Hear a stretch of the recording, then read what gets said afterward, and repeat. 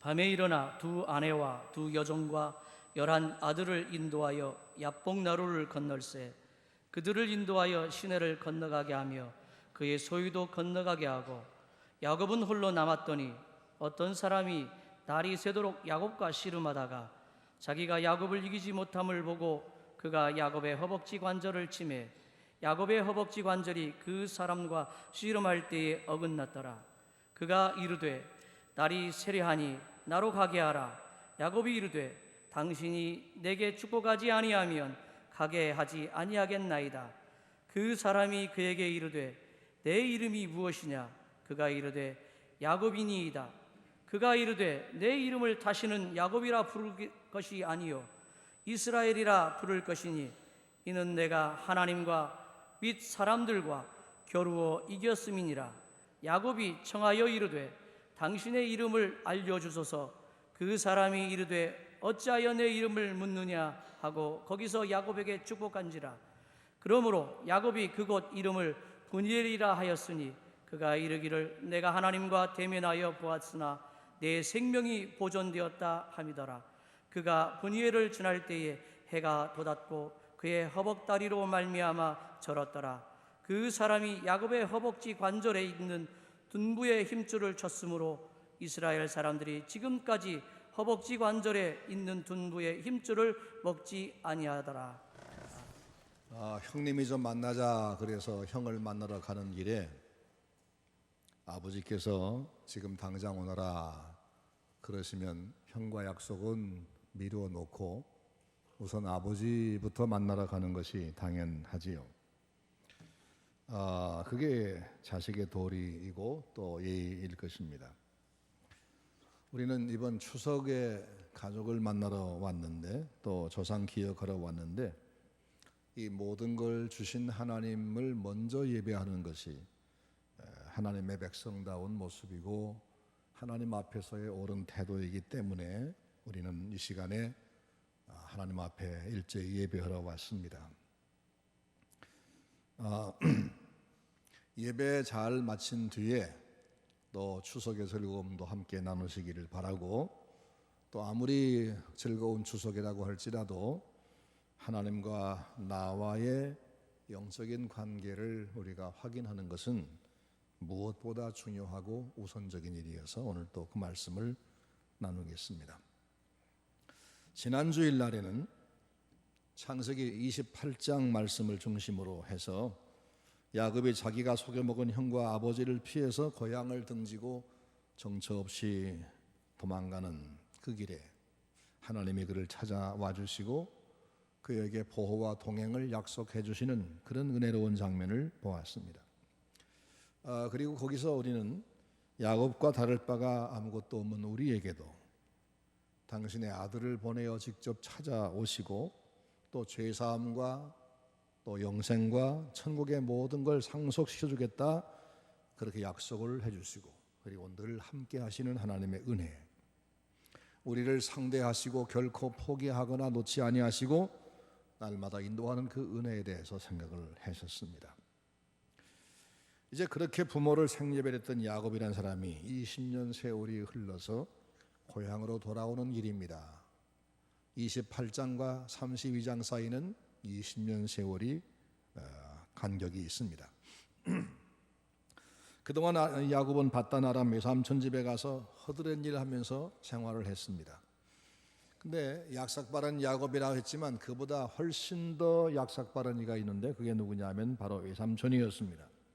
야곱은 외삼촌의 작은 딸 라헬을 사랑하고 그를 아내로 맡고 싶어서 7년 동안을 무료로 그 집 일을 해주었는데 7년이 끝나 드디어 결혼식을 하고 신방을 차렸는데 그 당시에는 전기불이 없을 때죠. 호롱불을 켰다가 껐다가 했겠죠.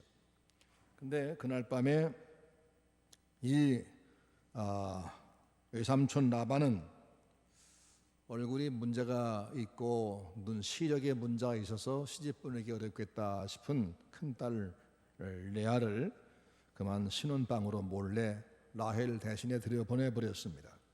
그래서 다음날 아침에 야곱이 항의를 하니까 우리 지역에서는 동생을 언니보다 먼저 시집 보낸 법은 없다. 그래 그런 거니까 네가 화내지 말고 앞으로 7년만 더 일을 하면 둘 다 주마. 이래가지고 14년을 공짜로 일을 시켜 먹은 게 바로 라반입니다. 야곱은 참으로 부단하게 노력을 해서 자기 제사를 좀 만들어 볼까 했지만 이 삼촌은 품삯을 약속해 놓고도 10번씩이나 어기고 떼어 먹어서 늘 야곱을 빈털터리를 만들었습니다. 그런 가운데서도 야곱은 특별한 노력과 하나님 주신 지혜로 자기 재산을 만드는 기회를 만드는데 이제 그것을 모아가지고 도망쳐야겠는데 이 삼촌이 그냥 둘 리가 없어 보입니다. 그래서 자기 아내들과 아들들을 모아놓고는 계획을 짜고 이 삼촌 몰래 탈주를 시작합니다. 그거를 나중에 알게 된 삼촌은 자기 집 장정들을 모아서 야곱을 쫓아옵니다. 모두 뺏어버리고 또 끌어가려고. 그런데 추격하는 이 삼촌이 밤이 되어서 노숙을 하게 되는데 거기서 하나님이 꿈에 나타나 경고하시기를 절대로 야곱을 해치거나 그 물건을 빼앗을 생각을 말아라. 그래서 라반이 쫓아왔기는 왔지만 좋은 말로 작별을 하고 돌아가게 됩니다. 이 삼촌과 작별한 야곱은 고향을 향해서 걸음을 재촉합니다. 그런데 고향이 가까울수록 자꾸 마음이 초조해집니다. 하나님은 그런 야곱을 안심시키기 위해서 32장 첫 번째 1절 말씀 보니까 하나님의 군대가 자기들과 함께 가고 있다는 걸 보여줍니다. 그 군대 이름을 마하나임이라고 부르죠. 하나님이 지금 우리와 함께 계시다. 하나님께서 옛날에 그 할아버지 아브라함과 약속을 맺어준 그 하나 때문에, 그리고 그의 아버지 이삭과 그 다음에 자기가 가장 절망적일 때 나타나셔서 꿈에 약속해 주신 그 꿈 약속 때문에 못난 야곱을, 장점이라고는 없어 보이는 야곱을, 끝까지 자기 꾀로 살고 있는 이 야곱을 지금도 여전히 따라다니며 보호하는 그런 장면을 32장 첫 부분에서 볼 수가 있습니다. 한 번 약속하신 것은 끝까지 지키는 하나님, 그분의 이름이 여호와이시기 때문에 그렇게 지금 야곱을 선대하고 계시는 겁니다. 우리도 이 야곱보다 훨씬 더 큰 약속을 하나님과 맺고 있는 사람들입니다. 여러분과 내 몸 안에는 예수 그리스도의 살과 피가 지금 남아 있습니다. 이것을 받아 먹어라. 이것은 내 살이요, 이것은 내 피다. 내 살을 먹고 내 피를 마시는 자는 내가 마지막 날에 그를 다시 살리겠다. 내 살을 먹고 내 피를 마시는 사람은 나로 인하여 살리라. 주님이 그렇게 분명히 약속하셨기 때문에 그 약속을 믿고 신앙 고백을 하고 우리가 성찬에 참여하여 예수님의 살과 피를 기념하는 음식을 먹은 사람들입니다. 그 음식이 이미 내 안에 들어와서 나의 세포가 되고 내 몸이 돼 버렸습니다. 그것이 주님과 나와의 약속에 변할 수 없는, 지울 수 없는 증거물이고 언약입니다. 나와 하나님 사이에 맺은 언약은 야곱과 맺은 언약 못지않게 훨씬 더 강력하고 확실합니다. 그래서 우리는 야곱보다도 확실한 하나님의 사람이요, 하나님과 언약을 맺은 하나님 백성입니다. 이것을 믿으시기를 바랍니다. 그러므로 세상이 요동치고 천지가 개벽한다 할지라도 두려워하거나 흔들리지 말고 성실하게, 진실하게, 성결하게 자기에게 주어진 환경 가운데서 하나님의 백성다운 삶을 사는 데 최선을 다하시기를 바랍니다.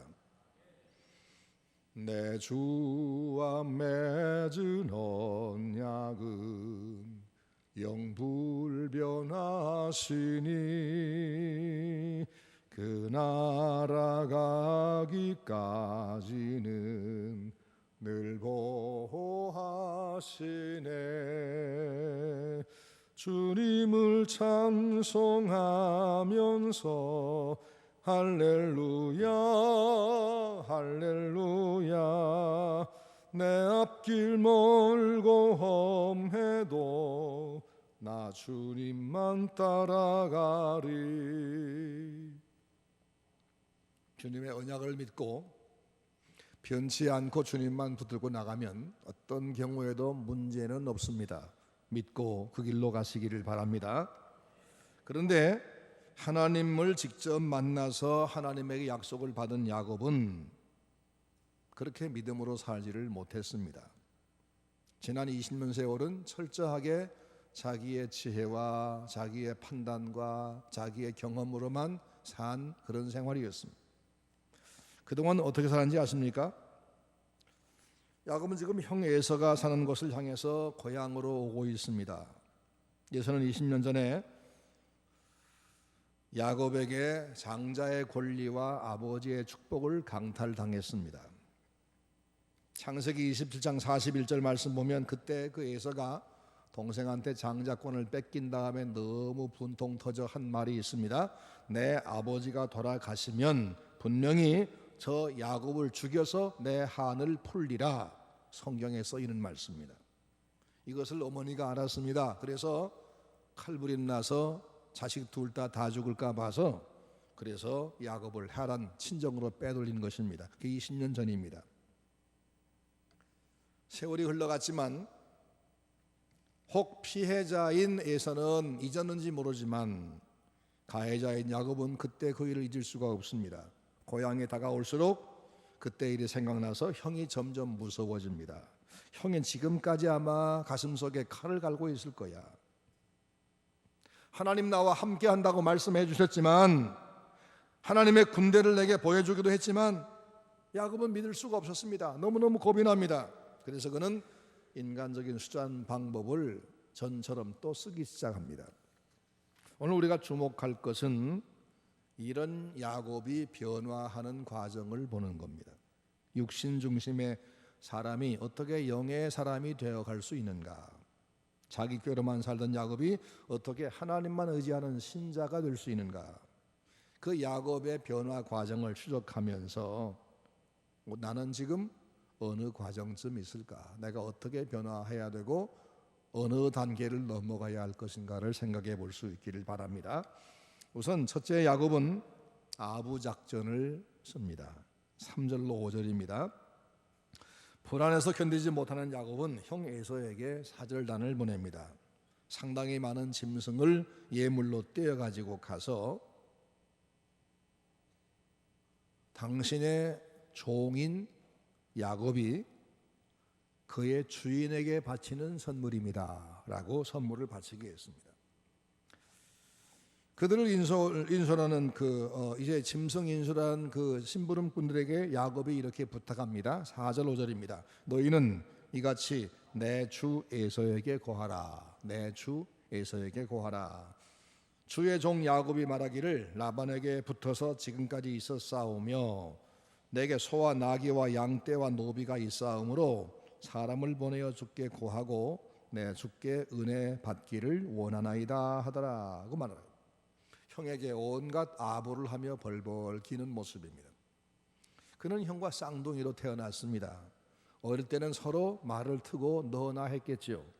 그리고 나중에 그는 형에게서 장자 명분을 샀습니다. 그러니까 법적으로 이제 야곱이 형입니다. 그런데 지금 여기서 에서를 동생이라 하거나 형이라 하지 못하고 내 주, 내 주님 이렇게 말합니다. 33장 10절 가보면은 나중에 형을 만나고 난 자리에서 뭐라고 하는지 압니까? 형의 얼굴을 배운 즉 하나님의 얼굴을 배운 것 같사오니 라고 합니다. 아부의 극치입니다. 자기의 힘이나 자기 꾀를 의지해 사는 사람의 공통점이 그렇습니다. 자기보다 강한 자 앞에는 말할 수 없이 비굴하게 그렇게 아부를 하게 되고 그렇게 평생을 참 비참하게 사는 겁니다. 야곱은 지금 그런 모습을 계속 보여줍니다. 근데 짐승을 선물로 가져갔던 종들이 빨리 돌아와서 에서에게 뭐라고 고백한지 압니까? 6절 말씀 보니까 사자들이 야곱에게 돌아와 이르되 우리가 주인의 형 에서에게 이른즉 그가 400인을 거느리고 주인을 만나려고 오더이다. 그 당시 부자들은 자기 재산과 생명을 지키기 위한 사병들을 데리고 있었습니다. 아브라함도 있었고 이삭도 있었습니다. 근데 에서가 자기 사병 400명을 데리고 야곱이 온다는 말을 듣고 지금 마중 오고 있다. 왜 400명의 군인 데리고 마중 올까요? 반가운 동생을 만나기 위해서 군대를 데리고 올 필요가 있습니까? 20년 만에 드디어 내가 원수 갚을 날이 왔구나. 저놈을 내가 절대로 가만두지 않으리라 하고 야곱을 치러 오는 겁니다. 에서의 마음속에 아직도 한이 서려 있습니다. 사람의 마음에 간직되어 있는 그런 한은 하나님의 사랑 깨닫고 하나님 앞에 회개하고 그 사랑을 듬뿍 받지 않고는 절대로 녹아 없어지지 않는 법입니다. 야곱은 겁이 났습니다. 어떻게 할까 할 줄 모릅니다. 그래서 7절 말씀 보니까 야곱이 심히 두렵고 답답하여 라고 말합니다. 그게 야곱의 모습입니다. 야곱의 아부 작전은 통하지 않았다. 결국 그는 더 절망스러워졌단 말입니다. 그래서 두 번째는 재산을 도피시킵니다. 야곱은 종들과 양들과 소와 낙타와 모든 재산을 둘로 딱 분류합니다. 그리고 그 사이를 벌어지게 수키로의 거리를 둡니다. 만약에 에서가 달려와서 앞에 있는 이 무리를 치면 뒤에 무리는 그 사이에 도망치자는 겁니다. 반이라도 건지자는 겁니다. 사람이 위기를 만나면 자기 재산 잃지 아니하려고 꾀를 낼 수밖에 없습니다. 야곱도 위기를 만나니까 신앙의 사람답게 하나님 앞에 상의하고 기도하는 것이 아니라 재산부터 빼돌릴 계획을 세우고 그렇게 전형적인 방법으로 그 일을 착수했습니다. 그런데 그렇게 했더니 안심이 됐느냐, 문제가 풀렸느냐? 전혀 아니었습니다. 에서는 점점 다가옵니다. 문제는 점점 더 현실이 됩니다. 인간의 수단 방법은 위기 때에 아무런 도움이 될 수 없다는 것을 보여줍니다. 질병과 재난이, 죽음과 심판이 우리에게 계속 다가오고 있는데 세상에서 우리가 얻은 경험, 인간의 수단 방법, 세상의 지식, 이것으로는 절대로 해결책이 안 된다는 것 기억하시길 바랍니다. 세 번째, 야곱은 이번 기도를 합니다. 9절 이하의 말씀입니다. 야곱이 또 이르되 내 조부 아브라함의 하나님, 내 아버지 이삭의 하나님 여호와여, 주께서 전에 내게 말씀하시기를 네 고향 네 족속에게로 돌아가라, 내가 네게 은혜를 베풀리라 하였나이다. 내가 주께 간구하오니 내 형 에서의 손에서 나를 건져내시옵소서. 내가 그를 두려워하는 것은 그가 와서 나와 내 처자를 칠까 겁내미니이다. 겁이 난다고 하나님께 기도하고 있습니다. 내용이 뭐냐? 하나님이 전에 약속하고 있잖아요. 그 약속을 지켜주세요. 나를 보호해주세요. 그런 얘기입니다. 그런데 이 기도에는 두 가지 문제가 있어 보입니다. 하나는 믿음의 기도는 아니었다는 겁니다. 바른 기도는 다른 방법을 다 써보다가 이렇게 해도 안 되고 저렇게 해도 안 되니까 할 수 없다. 이번엔 혹 기도하면 될까? 기도라도 해보자. 이렇게 기도를 나머지 방법 중에 하나로 쓰는 게 믿음이 아닙니다. 기도가 가장 중요한 방법, 기도가 가장 앞설 도구, 이것이 되어야 합니다. 어떤 일을 만나든지 가장 먼저 감사함으로 하나님께 이 문제를 아뢰는 것, 그래야 하나님께서 맡아주는 거지. 이것저것 다 해보다가 안 되니까 혹시 기도하면 될까? 이게 무슨 기도입니까? 자기의 불안 심리를 가라앉혀보기 위해서 잠깐 한 도구로 써보는 것, 그런 것은 하나님 인정하는 기도가 아니라는 겁니다. 또 하나는 문제가 뭐냐? 하나님이 해주신 약속의 말씀만 다 기억하며 얘기하지 자기가 하나님께 약속했던 그것은 전혀 말하지 않습니다. 창세기 28장 보면 하나님 만나고 나서 하나님 약속을 받고 나서 야곱이 뭐라고 했죠? 저는 앞으로 철저하게 하나님만 섬길 겁니다. 하나님 외에 다른 신 섬기지 않고 제 재주, 제 꾀, 제 경험 이런 거 난 믿지 않겠습니다. 분명히 약속을 했었고, 그 다음에 내가 여기 기름 부어서 돌을 세운 여기다가 주의 성전 짓겠습니다 라고 했고, 앞으로 제가 무엇든지 소득 얻으면 10의 1조를 반드시 하나님께 드리겠습니다 라고 약속했는데 그런 건 한 번도 더 이상 그날 이후로 생각해 본 적도 없어요. 지금도 그 얘기도 하지 않아요. 그냥 도와만 달라는 겁니다. 야곱은 하나님을 섬기는 자가 아니라 이용하는 자에 불과했었습니다. 진짜 신앙은 어디에서 출발하느냐? 하나님은 인간이 이용할 수는 없는 분이다. 이걸 알아야 됩니다. 나는 하나님을 이용해 먹을 수 있는 사람이 못 된다. 하나님은 그렇게 시시한 분이 아니다. 로마서 11장 35절 말씀 보면 누가 주께 먼저 드리고 나서 하나님 갚아주세요 라고 하겠느냐 그래서 우리가 늘 그분에게서 받아 살고 드린 건 아무것도 없이 우리가 그분에게 먼저 좋은 걸 많은 걸 해드리고 나서 내가 지난번 하나님 이만큼 도왔잖아요, 이번은 나한테 좀 갚으세요, 왜 안 갚으십니까? 이럴 사람이 있냐 그 말이에요. 또 한 가지, 누가 그의 모사가 되느냐, 하나님보다 머리 좋은 분이 있느냐 그 말이에요. 또 이는 만물이 주에게서 나오고 주로 말미암 즉 하나님에 의해서 유지가 되고 그에게로 돌아감이라. 하나님이 다 하신다 그러니 하나님을 이용해 먹을 생각을 말아라. 그런 자세 가지고는 신앙생활 하는 게 아니다 그 말입니다. 내가 하나님 앞에 구하기 전에 하나님의 뜻이 가장 옳고 가장 유익하다, 하나님 말씀은 다 진리이고 그건 전부 나를 위해 주신 말씀이다, 이걸 알고 하나님 말씀해 주세요, 그렇게 하겠습니다, 제가 복종하겠습니다, 이럴 때 이게 진정한 기도고 이게 진정한 신앙인데, 야곱은 지금 하나님 말씀하신 건 다 잊어버리고 자기한테 유익한 것만 기억하면서 이렇게 해주세요라고 하고 있습니다. 아직도 멀었다 그런 모습이죠.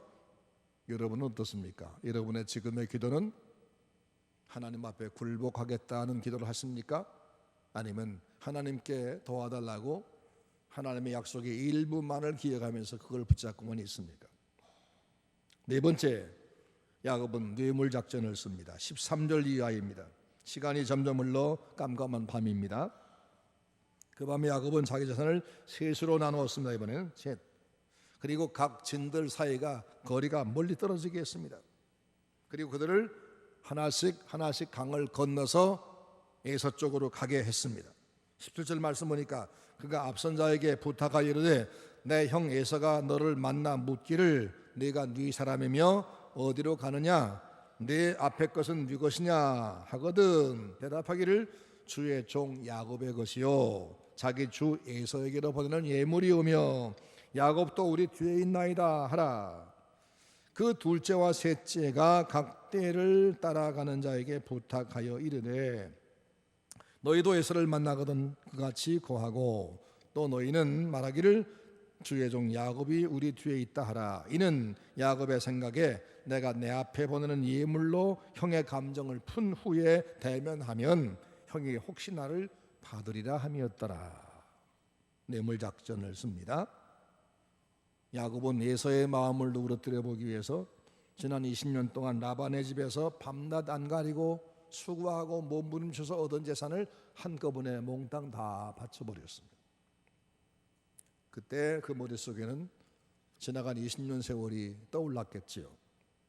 그는 처음에 이런 간절한 소원이 있었습니다.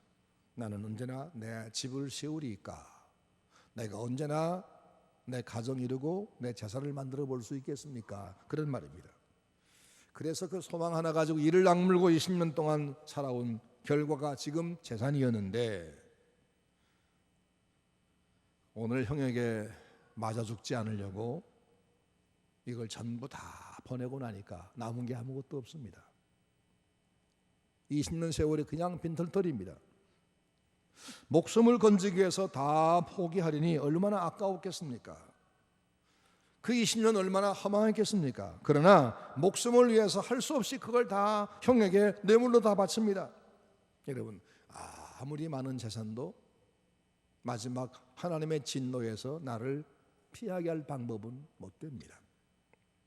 야곱이 어떻게 재산 모은지 아시죠? 창세기 30장 읽어보면 야곱이 하도 물질 내 재산 하니까 하나님께서 지혜를 한 번 주었어요. 지금은 통용 안 될 특별한 그런 방법이라고 생각합니다. 야곱이 외삼촌한테 가서 제안합니다. 외삼촌 양들이 전부 다 흰 양인데, 흰 염소인데 내가 보니까 가끔씩 얼룩 양 한 마리, 전배기 양 한 마리씩이 있대요. 앞으로는 저한테 품삯 주지 마시고요, 그 얼룩배기 새끼가 나면, 전배기 새끼 나면 그것만 제 품삯으로 주시면 돼요. 야, 그래도 괜찮겠니? 예, 돼요. 그것이면 충분해요. 그래놓고 어떻게 했습니까? 튼튼한 양이 임신하게 되면 그게 꼭 얼룩배기 양을 낳게 하나님 주신 지혜 가지고 그렇게 꾀를 써가지고 거의 2~3천 양을 다 직접 만들어 버려가지고 재산이 불렸지요.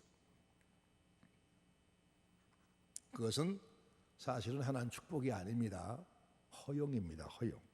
욕심이 너무 크니까 한번 그래 그럼 해봐라, 가져봐라. 그게 내게 도움이 되는지 한번 가져나 봐. 하나님의 뜻이 아닌 것, 하나님의 뜻대로 살아서 하나님이 복으로 주신 것이 아닌 것은 내가 그걸 가지고 있다 할지라도 결국은 그것이 내게 떠날 수밖에 없고, 그것이 떠나갈 때는 그냥 가는 것이 아니라 우리의 가슴을 심히 아프게 찢으며 가게 되어 있는 겁니다. 그걸 여러분 아셔야 됩니다. 야곱은 지금 그 순간 맞고 있습니다. 그는 수십 년 동안 애써 모은 전 재산을 하룻밤 사이에 형에게 넘겨주면서 가슴이 찢어지고 있습니다. 아, 하나님의 축복은 아니었었구나. 내 것이 아니었었구나. 다 넘겨보냈습니다.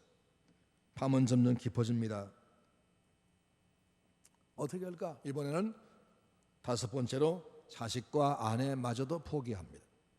22절 말씀이 하에 밤에 일어나 두 아내와 두 여종과 11 아들을 인도하여 야복 가루를 건넬세 그들을 인도해 건너가게 하고 그 소유도 건너가게 하고 야곱은 홀로 남았더니 자식과 아내까지도 포기했다.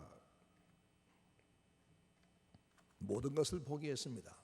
이제는 완전히 세상에 태어날 때처럼 벌거숭이 자기 혼자 남았습니다. 한없이 허망하고 한없이 외로웠을 겁니다.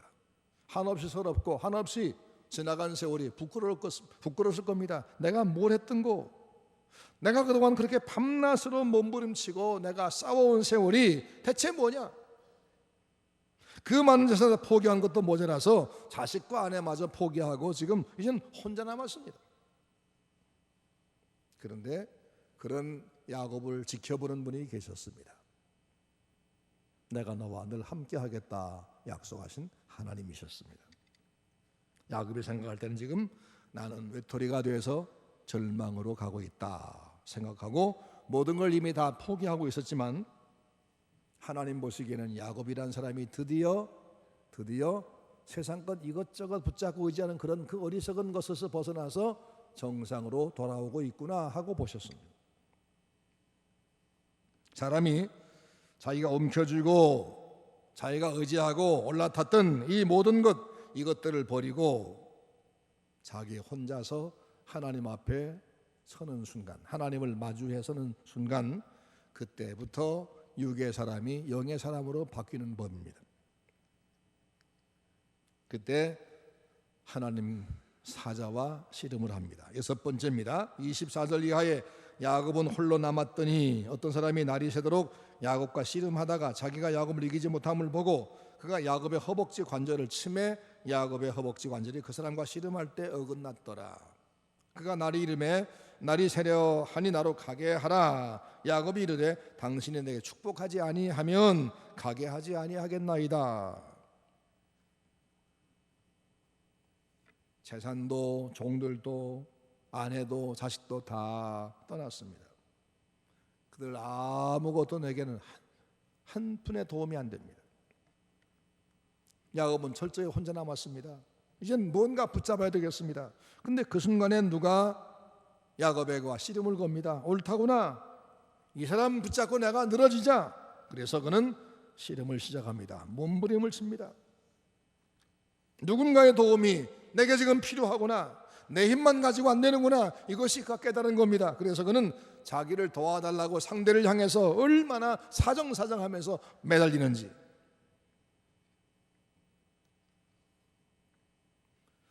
하도 억세게 붙잡고 매달리며 끝끝내 놓지 않으니까 상대가 그의 허벅지 관절을 쳤다. 이전 번역 보니까 환도뼈를 쳤다. 그렇게 되어 있어요. 그랬더니 그가 뼈가 위골돼 버렸어요. 뼈가 빠졌어요.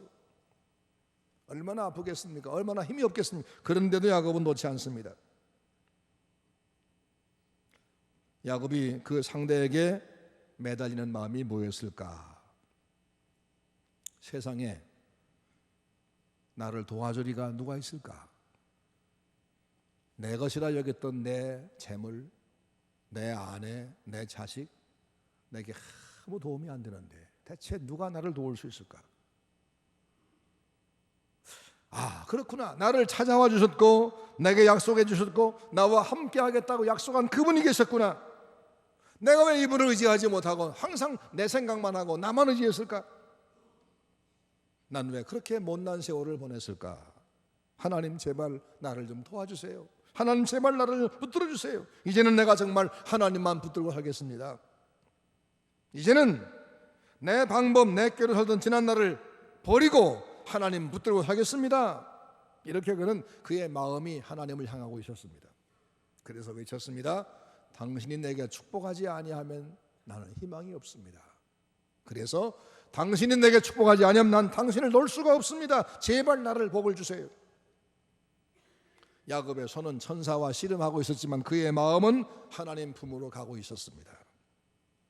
야복강가에서 재산과 가족을 다 떠내보내고 혼자 남아서 하룻밤 보내는 그 사이에 야곱은 육의 사람에서 영의 사람으로 변화하고 있었습니다. 세상의 모든 것들과 심지어 자기 생명까지 포기하고 오직 나의 생명을 주신 분, 내게 아들을 보내서 영생을 약속하신 분, 그분을 붙들고 그분의 말씀 안에 사는 것, 이게 바로 새 사람인데, 영의 사람인데 야곱은 지금 하나님께로 향하고 있습니다.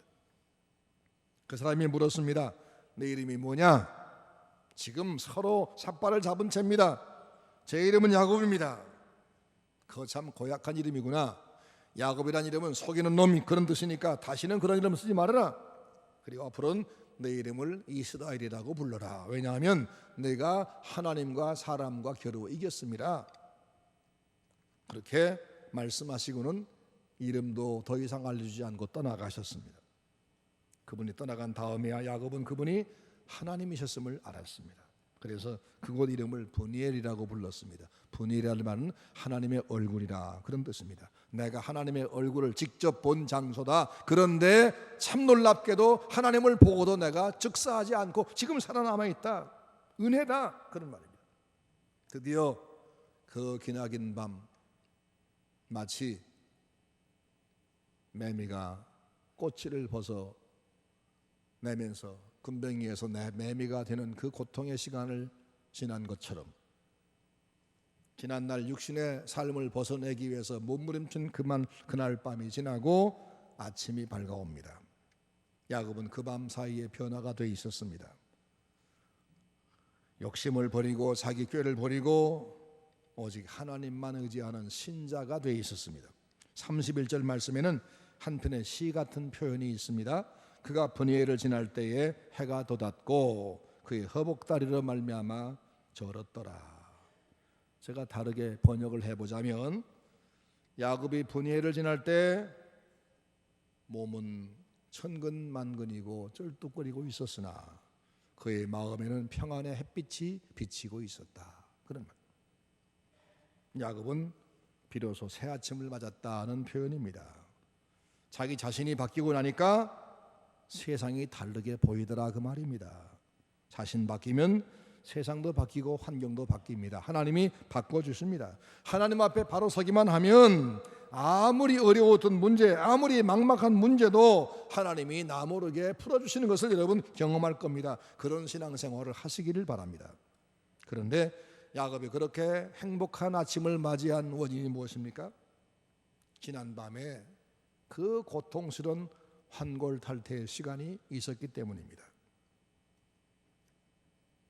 평생에 습관된 자기 머리로 우선 판단하고 자기 힘으로 먼저 부딪히고 자기 방법을 있는 대로 다 쓰다가 나중에 안 되면 하나님 앞에 한번 도움 줄 수 있으면 한번 주어 보세요. 이런 하나님이 이용하는 그런 신앙, 그걸 벗어내기가 얼마나 어려웠던지.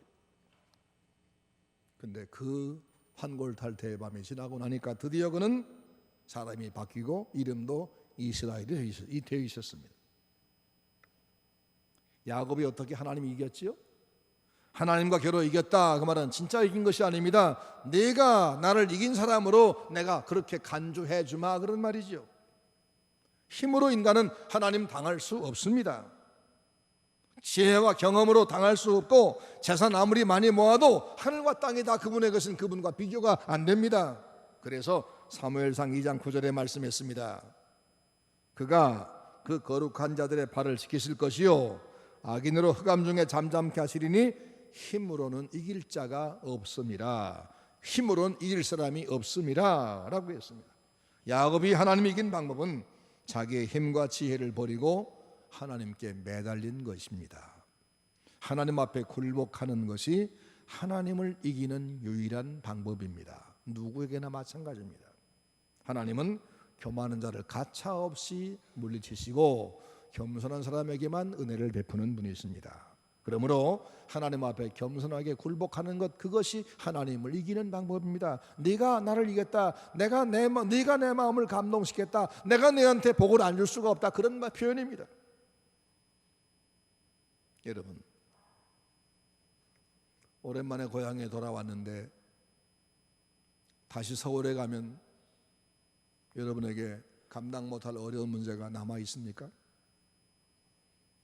가족을 만나서 웃고 즐겁긴 하지만 자식 돌아간 뒤에 또 남아있을 문제 때문에 고민하십니까? 이 방법 저 방법 써봤지만 해결책이 보이지 않은 그런 어려움이 여러분에게 있습니까? 야곱처럼 야복 나룻갓 그 밤의 고통을 여러분이 겪으시기를 바랍니다. 여러분의 지금까지 삶의 방법을 부수어 그걸 버리는 그런 고통스러운 환골탈태의 밤을 맞으시기 바랍니다. 그래서 이제 하나님께 굴복하는 사람이 되시기 바랍니다. 그래서 하나님을 이긴 사람이라 인정을 받고 하나님이 철저하게 그분의 능력, 그분의 방법으로 도우셔서 그래서 여러분의 앞으로의 삶이 평탄한 삶, 하나님의 인도를 날마다 경험하며 참 나는 신나게 세상을 살아왔어, 이렇게 사시기 바랍니다. 지난번 우리 교회 장로님들과 어떤 특별한 문제로 만난 적이 있습니다. 한 장로님 말씀하기를, 목사님들은 참 목회가 너무 힘들다고 내가 다 알고 있는데 이 목사님은 참 행복한 것 같아요. 어떻게 그렇게 행복한 목회를 할 수가 있죠?